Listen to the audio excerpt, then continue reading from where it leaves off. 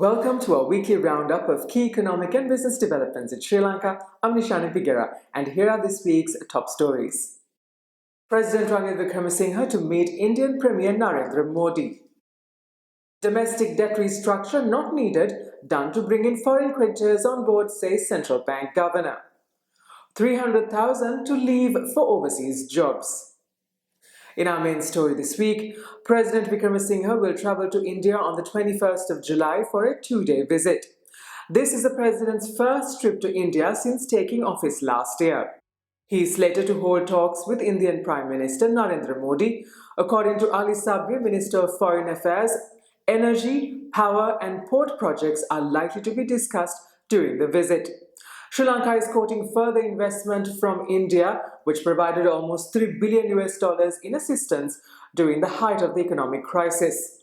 Also on the agenda, according to First Post, is portraying Sri Lanka as being neutral between India and China. Not favoring one over the other is crucial as Sri Lanka is dependent on both countries on its road to recovery. Minister Ali Sabri, Kanchana Wijesekara, Douglas Devananda and Chief of President Staff Sagala Ratnayaka are slated to accompany the President. Vinay Mohan Quatra, Indian Foreign Secretary, is in Sri Lanka this week to work out arrangements for the visit.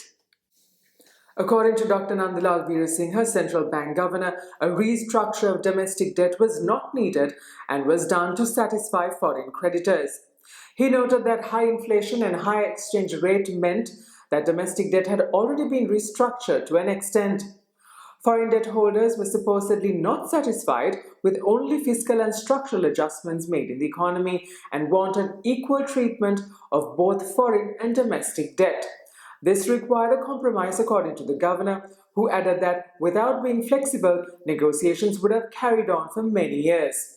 In June, Sri Lanka passed a domestic debt restructuring framework which involved several options for rupee and dollar bond holders. According to the Bureau of Foreign Employment, at least 300,000 Sri Lankans will leave Sri Lanka for overseas jobs this year. Out of the 152,000 who have left since January, over 112,000 have chosen Gulf countries due to traditional labor links and high salaries. Since the economic crisis, over 500,000 have left Sri Lankan shores, which helped significantly increase foreign worker remittances, which had plummeted due to the fixed exchange rate regime in operation during 2022. Cabinet approval was granted for Sri Lanka to initiate negotiations with Indonesia to enter into a preferential trade agreement, which would lead to a free trade agreement. According to Cabinet spokesperson Minister Bandulu Gunawardena, the preferential agreement will help enhance access to our exports and it will also allow us to import competitively. The cabinet approval comes while Sri Lanka and Thailand concluded the fifth round of its FTA negotiations and Sri Lanka placing a formal request with member countries of the Regional Comprehensive Economic Partnership to join its trade pact. In our weekly tourism update, during the first 11 days of July, 46,635 tourists arrived in the country. This pushed the year-to-date visitor numbers to over 670,000, an increase of 50% from a year earlier. Strong inflows increased the month's daily arrivals to 4,239. In July, India accounted for 18% of the arrivals, followed by the United Kingdom and China. Singapore-based Surbana Jurong is to prepare a master plan to develop the Hambantota district. Cabinet approval was granted to the company last week, for which initial approval was originally given in 2018. Surbana Jurong is also responsible for preparing master plans for the development of the Colombo city and the Western Province, as well as the tourist zone of the Eastern Province.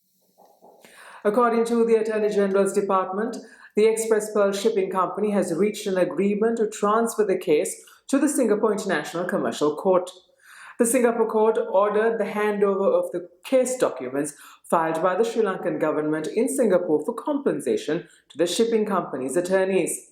According to News First, Sri Lankan representatives from the special team who will travel to Singapore negotiations to discuss damages caused by the Express Pearl disaster. Now let's take a look at the weekly movement of the All Share Price Index and the S&P SL 20 Index at the Colombo Stock Exchange.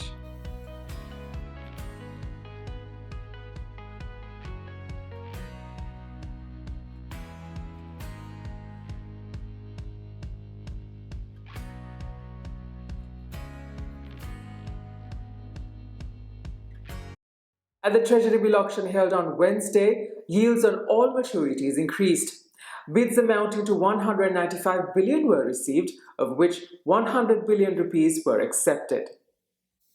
The Sri Lankan rupee continued to depreciate against the dollar this week, with the central bank's indicative mid-spot rate ranging around 312, up from 308 last week.